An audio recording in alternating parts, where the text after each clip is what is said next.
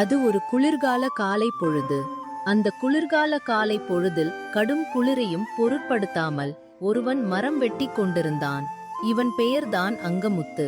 அங்கமுத்து சூரியன் உதிப்பதற்கு முன்பே மரங்களை வெட்டி அதை சிறு சிறு துண்டுகளாக மாற்றி, சூரியன் உதித்த பிறகு சூரிய வெப்பத்தில் மரத்துண்டுகளை உலர்த்தி அனைத்து மரத்துண்டுகளையும் கிராமத்திற்கு கொண்டு சென்று வியாபாரம் செய்து விடுவான். எப்பொழுதும் போல் இன்றும் அங்கமுத்து அவன் வெட்டிய மரத்துண்டுகளை வியாபாரம் செய்வதற்காக கிராமத்தினுள் கொண்டு வந்தான். ஆனால் அவன் மரத்துண்டுகளை கொண்டு வந்து பல மணி நேரம் ஆகியும் அவன் கொண்டு வந்த மரத்துண்டின் கட்டில் ஒரு கட்டு கூட வியாபாரம் ஆகவில்லை. நான் காட்டுல இருந்து விறகெல்லாம் கொண்டு வந்து பல மணி நேரம் ஆகுது, இன்னும் ஒரு கட்டு விறகு கூட வியாபாரம் ஆகல. என்னோட மனைவி வேற நான் சீக்கிரமா வீட்டுக்கு வருவேன்னு காத்துக்கிட்டு இருப்பா. இப்ப நான் என்ன பண்றது? விறகெல்லாம் வியாபாரம் ஆனாதானே நான் அந்த பணத்தை எடுத்துட்டு வீட்டுக்கு போக முடியும் என்று தனக்குதானே பேசிக்கொண்டு தரையை பார்த்து நின்று கொண்டிருந்தான் அங்கமுத்து. அப்பொழுது அந்த இடத்திற்கு ஒரு நபர் வந்தார். ஏன்பா விறகு வைக்கிற தம்பி, விறகு வாங்க யாராவது வராங்களான்னு பார்க்காம வேற எங்கேயோ வேடிக்கை பார்த்துட்டு இருக்க? உன்னை பார்த்தா விறகு வியாபாரம் பண்ற எண்ணம் இருக்கிற மாதிரியே தெரியலையே. உண்மைய சொல்லு, இந்த விறகுலாம் நீயா வெட்டி கொண்டு வந்தியா, இல்ல வேற யாராவது வெட்டி வச்சிருந்த விறக நீ திருடிட்டு வந்துட்டியா? ஐயா, என்ன இப்படி சொல்லிட்டீங்க? விடியற் காலையில கடும் குளிர்ல பல மணி நேரம் கஷ்டப்பட்டு வெட்டி சேர்த்த விறகு இதெல்லாம். அது மட்டும் இல்லாம விறகெல்லாம் யாராவது திருடிட்டு வருவாங்களா சொல்லுங்க? நாட்டுல யாரோ எதையோ திருடுறாங்க. அதெல்லாம் கேட்டு நம்ம என்ன பண்ண போறோம்? சரி விடு, ஒரு கட்டு விறகு எவ்வளோன்னு சொல்லு. ஐயா, ஒரு கட்டு விறகு 10 வராகன். உங்களுக்கு எத்தனை கட்டு வேணும்னு சொல்லுங்க.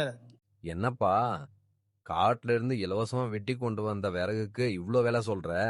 ஐயா, காட்டுக்குள்ள இருந்து விறகெல்லாம் நான் இலவசமா தான் வெட்டி கொண்டு வரேன், நான் இல்லைன்னு சொல்லல. ஆனா நான் விடியற் காலையில எழுந்து கடும் குளிர கூட பொருட்படுத்தாம அந்த அடர்ந்த காட்டுக்குள்ள போய் பல மணி நேரம் கஷ்டப்பட்டு அந்த மரத்தை எல்லாம் கை வலிக்க வெட்டி அது எல்லாத்தையும் சூரியன் உதிச்ச பிறகு வெயில்ல உலர்த்தி உலர்ந்த விலங்கு எல்லாத்தையும் கிராமத்துக்குள்ள சுமந்து வந்து வியாபாரம் பண்றேன். காட்டுக்குள்ள இருக்க மரத்துக்கு விலை இல்லைனாலும் நான் பட்ட கஷ்டத்துக்கு விலை இருக்குங்கல்ல ஐயா என்று கூறினான் அங்கமுத்து. அங்கமுத்து கூறியதை கேட்ட அந்த நபர், சரிப்பா கோவப்படாத. நான் ஒரு சமையல்காரன். நான் சமையலுக்கு தேவைப்படுற பொருள் எல்லாம் வாங்கும்போது விலைய குறைக்க நான் இப்படிதான் பேசுவேன். அது என்னோட பழக்கம்.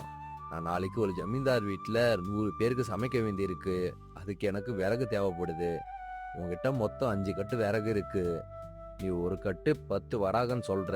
நான் என்ன சொல்றேன்னா, அந்த 5 கட்டு விறகையும் நான் 40 வராகனுக்கு வாங்கிக்கிறேன்.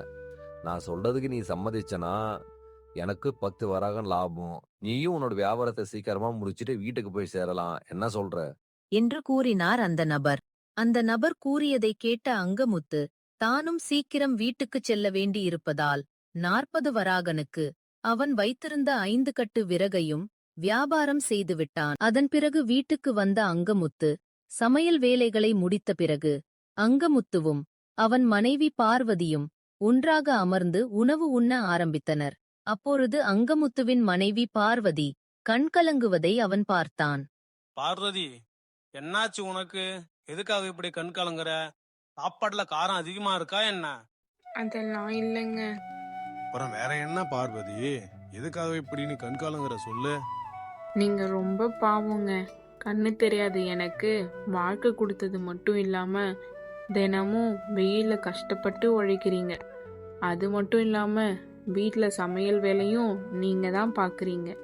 என்னை எல்லா விதத்திலையும் சந்தோஷமா பாத்துக்கிறீங்க. இவ்ளோ பண்ற உங்களுக்கு என்னால ஒரு குழந்தைய கூட பெத்து தர முடியலையே. அத நினைச்சாதாங்க ரொம்ப கஷ்டமா இருக்கு. திருமணமாகி இருவருக்கும் பல வருடமாக குழந்தை இல்லை என்பதை நினைத்து தன் மனைவி வருத்தப்படுவதை எண்ணி அங்கமுத்துவும் வருத்தப்பட ஆரம்பித்தான். பார்வதி, இதுக்காகவா இப்போ நீ கண் கலங்குற? நீ என்னோட மனைவி, உன்னை பாத்துக்கிறது என்னோட கடமை. அது மட்டும் இல்லாம நமக்கு குழந்தை இல்லைன்னு வருத்தப்படாத.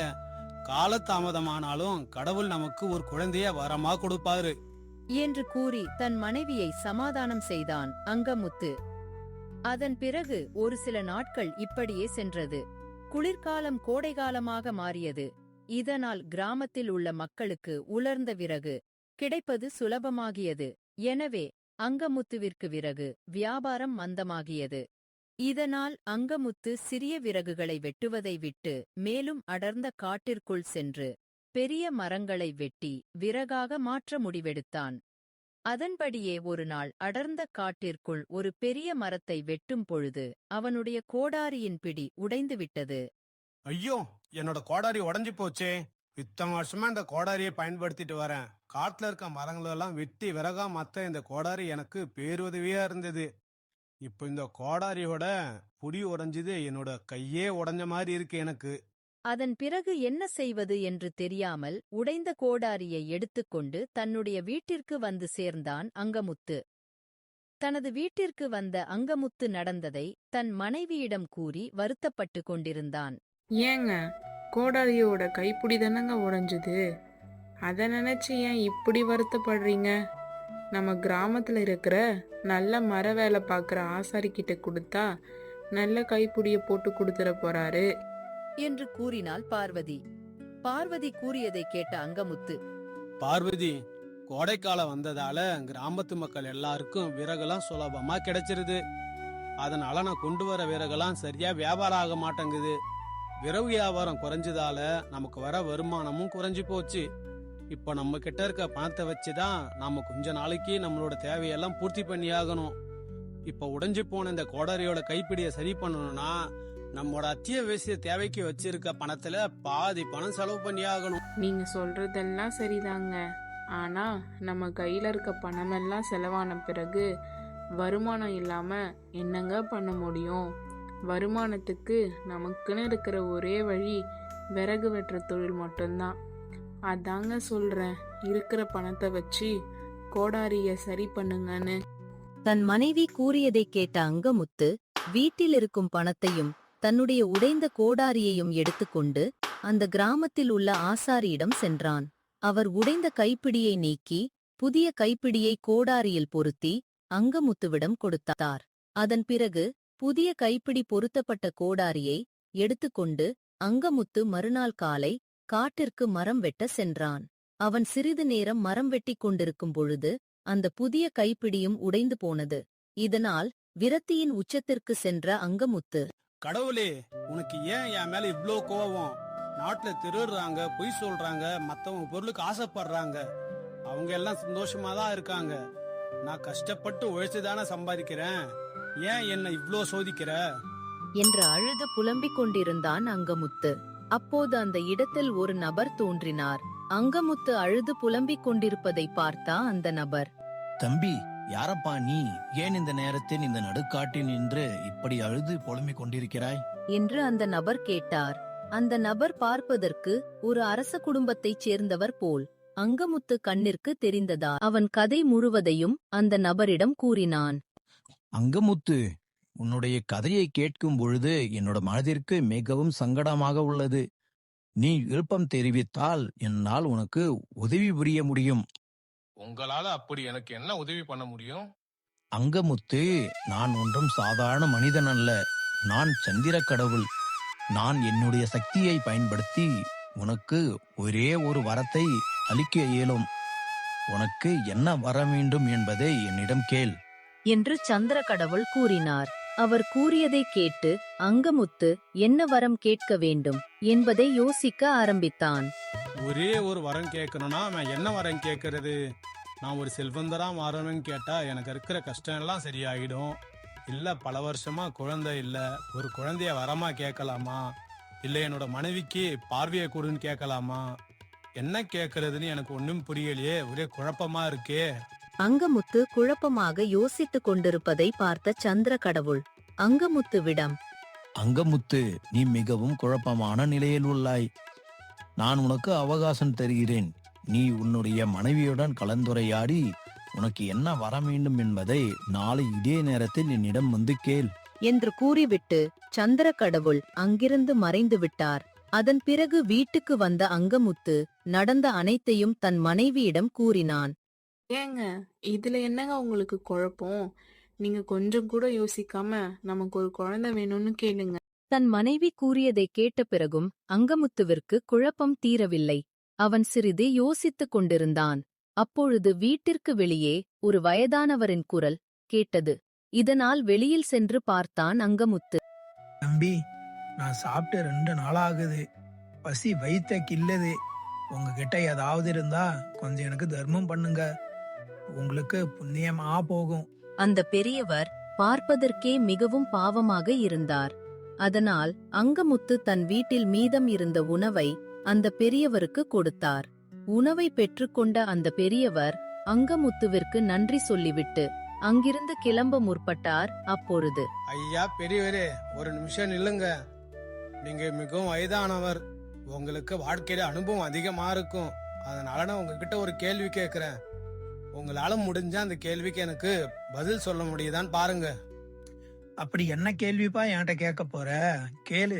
எனக்கு தெரிஞ்ச பதில நான் உன்கிட்ட சொல்றேன். ஐயா, நீங்க வறுமையில ரொம்ப கஷ்டப்படுறீங்க. உங்களோட மனைவிக்கும் கண் தெரியாது. உங்களுக்கும் உங்களோட மனைவிக்கும் திருமணம் ஆகியும் பல வருஷமா குழந்தையும் கிடையாது. அப்படி இருக்க சமயத்துல கடவுள் உங்க கண் முன்னாடி தோன்றி உங்களுக்கு ஒரு வரம் கொடுக்கறேன்னு சொன்னா நீங்க என்ன வரம் வேணும்னு கேட்பீங்க? என்று அங்கமுத்து அந்த வயதான நபரிடம் கேள்வி கேட்டான். அங்கமுத்து கூறியதை கேட்ட அந்த வயதான நபர், தம்பி, வாழ்க்கையில என்னோட தேவை 3. ஆனால் கடவுள் தரப்போற வரம் 1 தான். நான் புத்திசாலியா இருந்தா என்னோட தேவைகளை விட்டு கொடுக்காம அந்த ஒரு வரத்திலேயே என்னோட 3 தேவையை நிறைவேறும்படி நான் வரம் கேட்பேன். என்று கூறினார் அந்த பெரியவர்.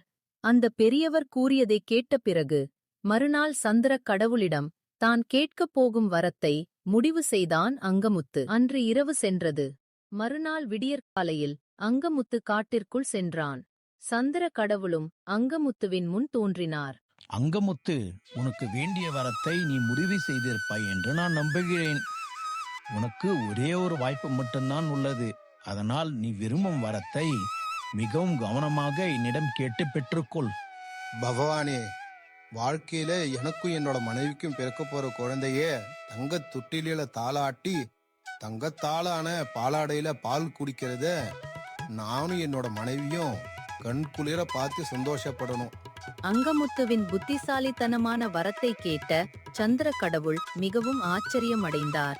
அங்கமுத்து, நீ ஒரு விறகு வெட்டியாக இருந்தாலும் உன்னோட புத்திசாலித்தனத்தைக் கண்டு நான் வியக்கிறேன்.